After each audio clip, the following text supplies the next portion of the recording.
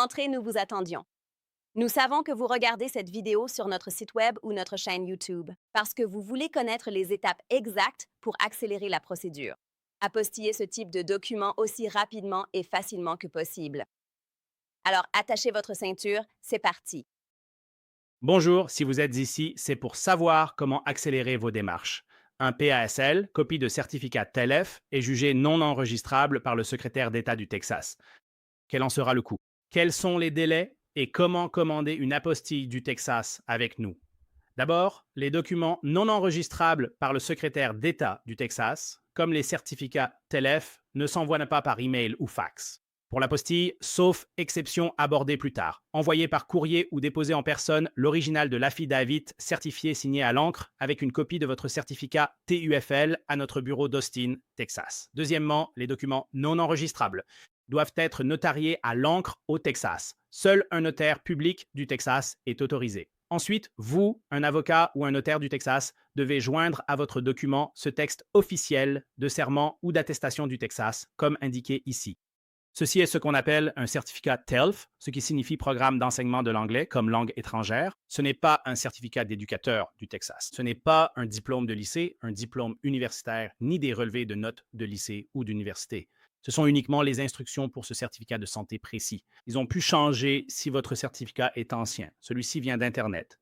L'aspect des certificats peut changer chaque année. Je ne suis pas sûr, peut-être tous les quelques ans, mais encore une fois, ce sera un enseignement de l'anglais comme langue étrangère et différentes organisations peuvent le faire et c'est essentiellement un certificat sérieux. Et vous pouvez voir qu'il n'y a pas aucune entité gouvernementale ne le signe, n'est-ce pas? Il n'y a aucun responsable scolaire, ni greffier, ni notaire. Donc, vous ne pouvez pas faire apostiller ce document. On ne peut pas apostiller le certificat original. Ce qu'il faut faire, c'est une photocopie. Rédiger une déclaration sur l'honneur de copie certifiée conforme et nous allons vous montrer comment. C'est cette copie qui sera ensuite apostillée. Et c'est cela qui sera accepté par tous les pays du monde. Prenez ce modèle d'attestation de copie certifiée conforme, copiez-le dans Word et imprimez-le. Ou alors, cliquez simplement sur cette icône PDF ici et cela téléchargera tout ce qui est surligné. Ensuite, vous allez l'imprimer puis vous le ferez notarier.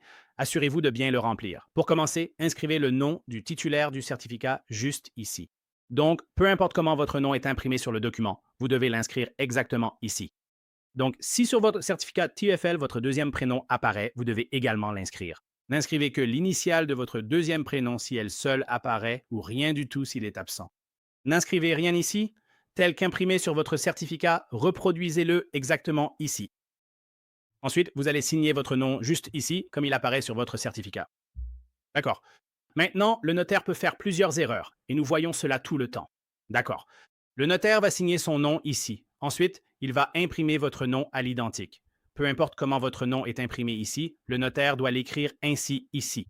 Encore une fois, nous avons dit d'imprimer, et nous disons d'imprimer. Nous avons vu des notaires se tromper, et ils vous feront signer votre nom ici.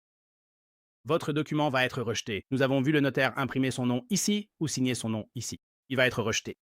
Nous avons vu qu'ils ont imprimé le nom de la personne incorrectement. En haut, il y avait une initiale, mais en bas, ils ont imprimé votre deuxième prénom en entier au lieu de l'initiale ou inversement. Ou s'ils ont oublié votre deuxième prénom, peu importe ce qui est écrit ici, inscrivez votre nom à l'identique. Le notaire doit inscrire votre nom exactement ainsi ici. C'est très simple, mais les notaires ne font pas attention et sont vraiment négligents. La plupart des notaires au Texas le sont. Assurez-vous donc qu'ils suivent précisément ce que nous expliquons dans cette vidéo. Vous pouvez aussi utiliser un e-notaire du Texas, qu'on appelle notaire en ligne ou virtuel, pour faire notarier votre document via Zoom si vous n'êtes pas aux États-Unis.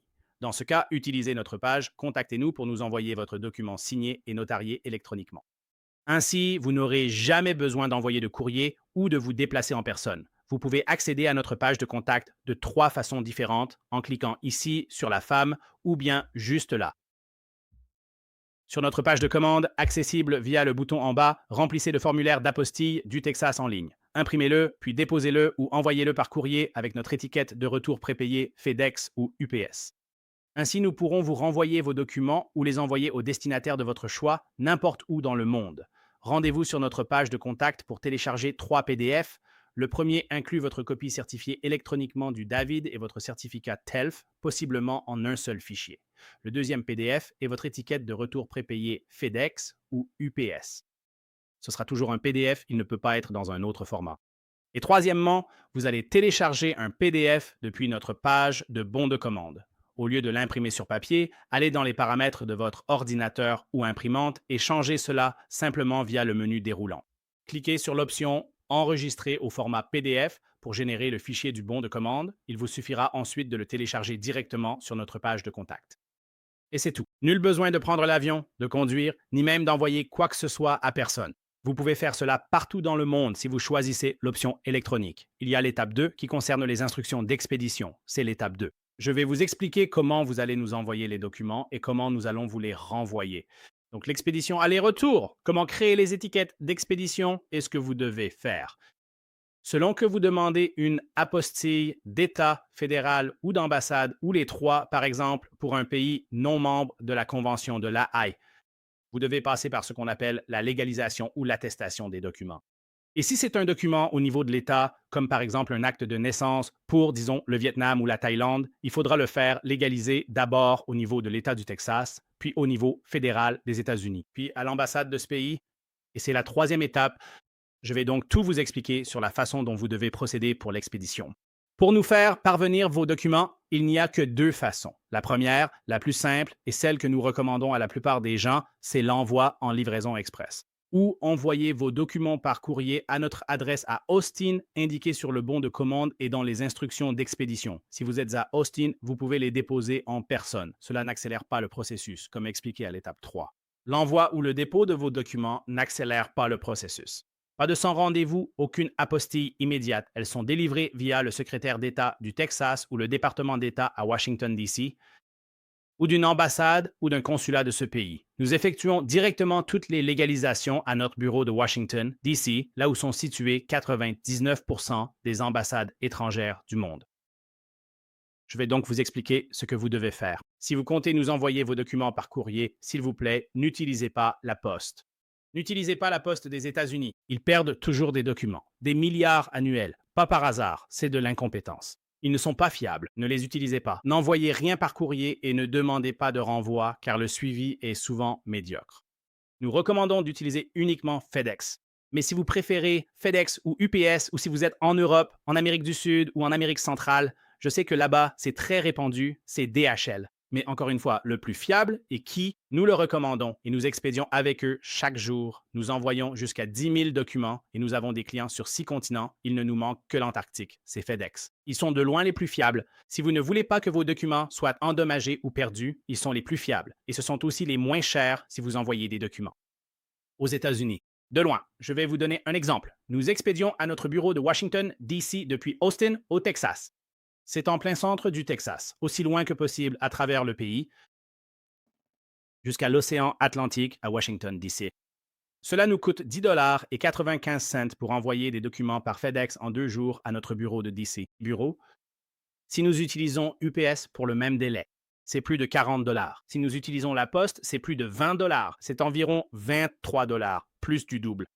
Donc, si vous envoyez des documents, FedEx est bien moins cher qu'UPS ou la Poste, d'ailleurs. Si vous le faites rapidement, en une nuit ou 2 jours, la plupart des gens ne s'en rendent pas compte. Mais c'est seulement si vous utilisez l'option FedEx One. Et notre vidéo sur nos pages d'expédition va expliquer cela.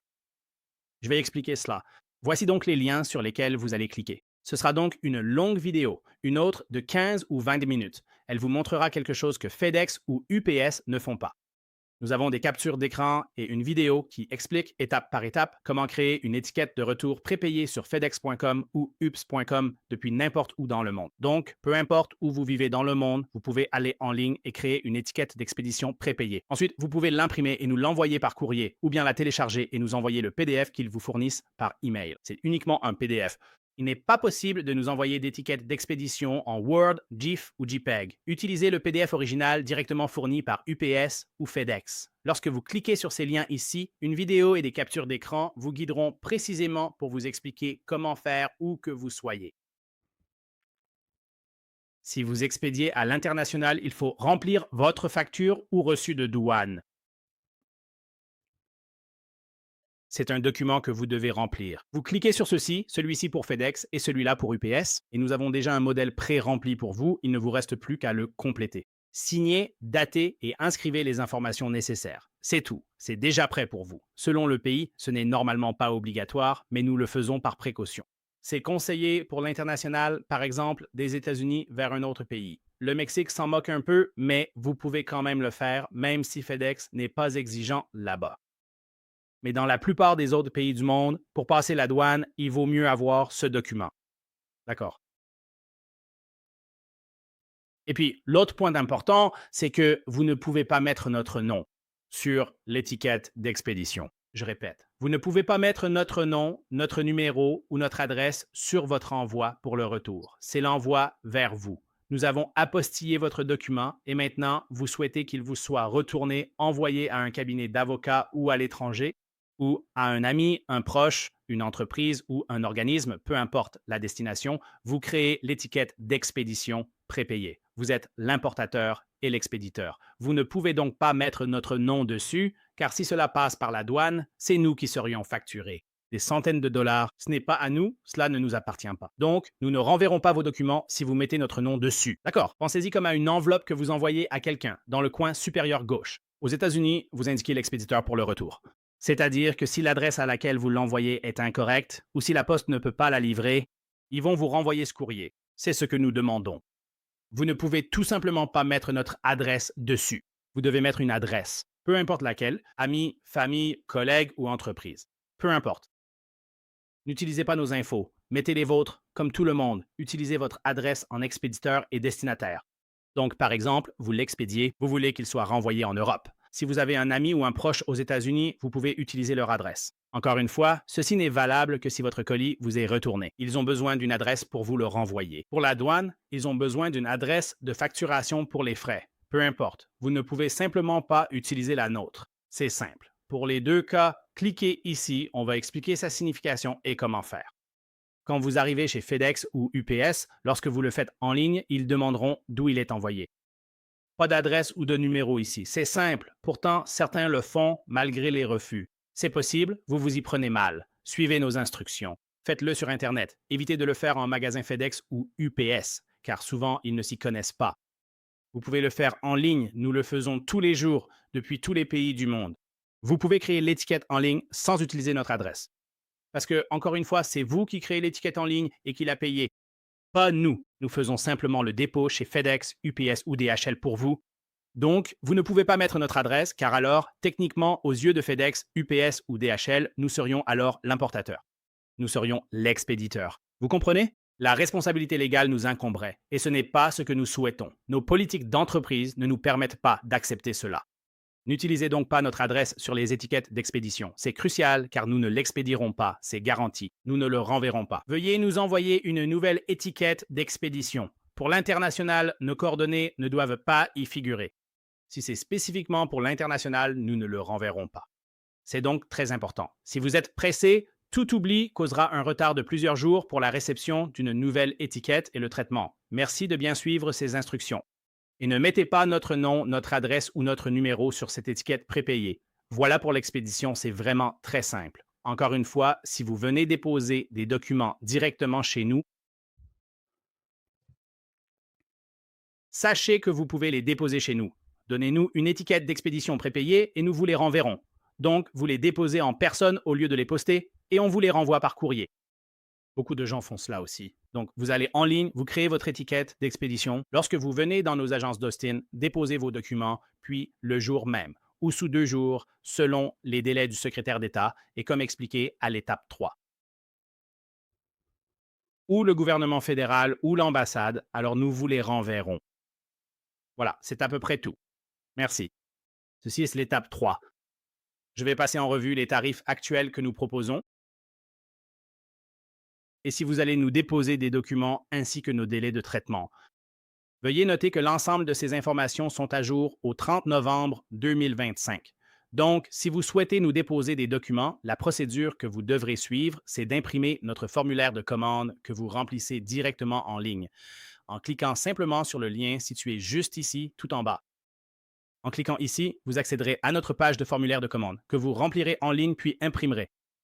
Il y a aussi une autre vidéo qui explique comment remplir le formulaire de commande et tout ce qui s'y rapporte.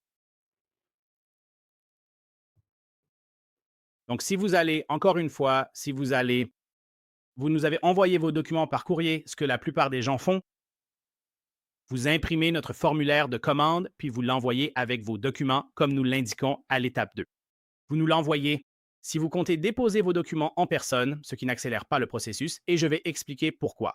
Si vous souhaitez les déposer dans notre bureau d'Austin, qui est le seul endroit possible, pas Houston, pas Dallas, uniquement notre bureau d'Austin, vous pouvez y déposer vos documents. Donc, si vous habitez dans la région d'Austin, vous devez imprimer notre formulaire de commande et l'apporter avec vos documents. Et maintenant, je vais vous expliquer nos horaires limites. Pour le service, le jour même, nous déposons vos documents juridiques auprès du secrétaire d'État du Texas. Si nous les recevons avant midi, heure du centre, du lundi au vendredi, hors jours fériés fédéraux ou d'État. Chaque fois que le secrétariat d'État est ouvert, bien qu'il ferme plus souvent que les administrations fédérales. Comme pour le 4 juillet cette année, ils ont fermé le lundi suivant le 4 juillet, ce n'était pas un jour férié fédéral. Et ils ont fermé cette semaine mercredi avant Thanksgiving, et ce n'était pas un jour férié fédéral. Ou le Black Friday, ils sont également fermés. Pas un jour férié fédéral, mais ils ferment 3 jours cette semaine et 3 jours pour Noël, comme déjà annoncé, dès l'avant-veille. La veille de Noël n'est pas fériée. S'ils sont fermés, on ne peut pas déposer vos documents. Soyez-en conscients. Ainsi, pour ce qui est des délais de traitement, aucune entreprise ne peut déposer vos documents à moins que le secrétariat d'État ne soit ouvert. Je voulais juste être clair à ce sujet. Donc, si nous recevons vos documents avant midi, heure centrale, du lundi au vendredi, lorsqu'ils sont ouverts, nous vous garantissons cela. Si nous les recevons avant midi, nous les déposerons auprès de l'État du Texas. Ensuite, selon leur délai, cela peut varier. Nous ne contrôlons pas cela. Aucune entreprise ni personne ne contrôle la rapidité de traitement des dossiers. À l'heure actuelle, et nous modifions cela chaque mois, comme en ce moment, dans quelques heures, cela va passer à décembre 2025. Donc, si vous regardez cette vidéo dans le futur, en 2026 ou 2027, oubliez ce que vous voyez dans cette vidéo. Ce qui compte, c'est ce qui est indiqué sur cette page. Ici même, c'est le délai de traitement actuel pour le secrétaire d'État. Et je vais vous expliquer cela à travers nos exemples. Donc, à l'heure actuelle, en novembre 2025, il faut entre 0 et 2 jours ouvrables au secrétaire d'État pour délivrer des apostilles sur les documents. Je vais expliquer ce que signifie 0 jour. Alors voici quelques scénarios. Pour vos documents reçus par courrier ou dépôt avant midi, heure centrale, nous allons enregistrer vos documents. Ensuite, il est possible, mais pas probable, que le secrétaire d'État vous délivre une apostille le jour même. Donc, le jour même signifie 0, c'est-à-dire que nous allons recevoir votre document à midi ou avant ce jour-là. Nous allons le déposer ce jour-là et il se peut qu'il le délivre le même jour. Puis nous vous le renverrons par courrier le jour même. C'est ce qu'on appelle 0 jour. Ou bien cela peut leur prendre jusqu'à 2 jours ouvrables après le dépôt pour vous les délivrer. D'accord. Je vais donc vous expliquer nos exemples ici. Donc, scénario 1. Nous recevons vos documents avant ou au plus tard à notre heure limite de midi, heure centrale, un lundi. Ensuite, nous les déposons le même jour. Le secrétaire d'État délivrera soit une apostille sur vos documents le jour même, ce qui correspond à 0 jours. Le jour ouvrable suivant, il se peut qu'il le fasse, ce qui correspond à un jour ou 2 jours ouvrables. Donc, dans le pire des cas, vous le recevrez et il vous sera renvoyé par courrier le mercredi. C'est donc le meilleur scénario si nous recevons votre document avant midi. D'accord. Le deuxième exemple, c'est si nous recevons votre document après midi, heure centrale, si vous nous l'envoyez par UPS, FedEx ou DHL, ou si vous le déposez à notre bureau vers 14 ou 15 heures et même jusqu'à 16h55. Nous avons des gens juste avant 17 heures qui le déposent ce même lundi. Nous allons le déposer le lendemain, donc nous ne pouvons le déposer que le jour suivant. Nous allons le déposer le prochain jour ouvrable. Et ensuite, il pourrait le délivrer ce même jour. Cela fait 0 jour. Il pourrait donc te délivrer le jour ouvrable suivant, soit 1 ou 2 jours ouvrables. Donc, dans le pire des cas, nous pouvons le récupérer et vous le renvoyer ce jeudi-là. Dans les deux cas, si on reçoit votre document lundi, matin ou après-midi, ce sera prêt pour mercredi ou jeudi. Donc, dans le pire des cas, sauf apocalypse, zombie, révolte, d'ORC ou invasion extraterrestre, si vous l'envoyez lundi, il vous sera renvoyé par courrier le jeudi. Parfois, cela revient dès le lundi suivant. Et juste pour récapituler, je ne saurais trop insister là-dessus. Si vous vous rendez dans notre bureau principal à Austin, déposer vos documents en personne au lieu de les envoyer par courrier ne rend pas le processus plus rapide. Peu importe si nous les recevons par dépôt ou par courrier, avant midi ou après, le délai de traitement sera le même. Beaucoup trop de gens ne lisent pas notre site Web. Sans prévenir, ils viennent espérant un résultat le jour même. Et ce n'est pas possible parce que c'est le secrétaire d'État. C'est à eux de décider s'ils le délivrent le jour même, le lendemain ou dans les 2 jours. Alors, s'il vous plaît. Sauf si vous vivez à Austin, cela n'accélère pas le processus. Envoyez vos documents en express, comme indiqué à l'étape 2, pour la marche à suivre. Ces tarifs sont à jour. Ils pourraient changer en 2026, 27 ou 28, mais ne vous y fiez pas, car il faut plutôt se référer à ce qui est indiqué juste ici. Peu importe ce qui est indiqué ici, à cet endroit, à ce moment précis, c'est le tarif en vigueur. Alors, pour le premier document, faire apostiller un document auprès du secrétaire d'État coûte 95 et cela inclut tous les frais de dépôt. Donc, vous ne nous envoyez pas de chèque, de mandat ou de chèque de banque. Vous ne nous envoyez pas d'argent pour les frais de dépôt d'État. Et vous ne faites pas la paperasse. Vous ne nous envoyez pas le formulaire de l'État. Nous avons nos propres formulaires et nous payons les frais de dépôt. Ça fait 95 sans taxe. C'est juste 95 tout compris. C'est tout ce que vous payez. Plusieurs documents bénéficient d'un tarif réduit. Un document coûte 95. Pour 2, il faut des apostilles. En simultané, c'est 170, 3, 245 et ainsi de suite. Ce sont simplement les tarifs actuels. Vous savez, c'est juste comme ça. Et encore une fois, tout document supplémentaire coûte 75 chacun. Puis, quand vous êtes prêt à commander, cliquez simplement sur ce bouton vers notre formulaire de commande pour les apostilles du Texas. Notez que ceci concerne uniquement le Texas. Ce n'est pas pour les tarifs fédéraux ou d'entreprise, ni pour les documents d'entreprise du Texas. Ou les frais d'ambassade. Ceci concerne spécifiquement uniquement le Texas, le secrétaire d'État et les documents texans.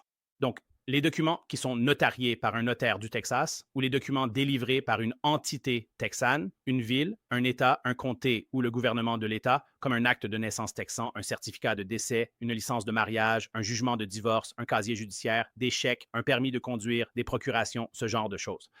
Voilà, c'est l'étape 3. Merci.